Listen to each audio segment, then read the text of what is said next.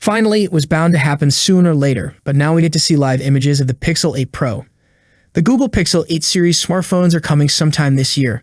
While it'd be great to be surprised by the company's product reveal, we've unfortunately already seen plenty of specifications and leaked renders of the devices over the past few months.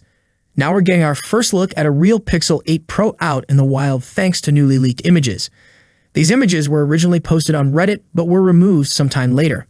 Of course, this is the internet, so those images still remain thanks to sites like Droid Life that managed to grab the pictures before they were pulled.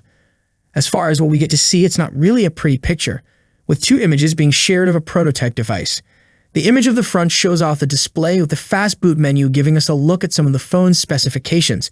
We get details like the device codenamed Husky, 12 gigabytes of Samsung LPDDR5 RAM, and also 128 gigabytes of internal storage.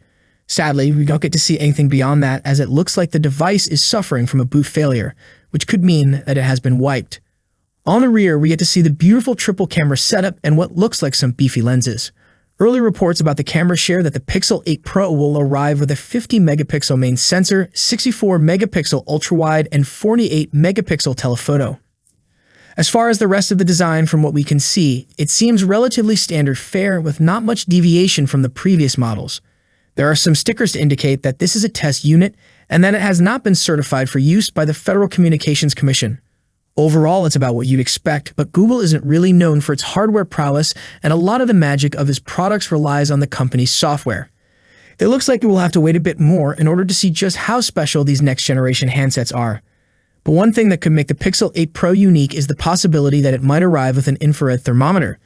Even without the Pixel 8 series, Google has made a huge splash this year when it comes to hardware, launching the Pixel 7a, Pixel Tablet, and Pixel Fold.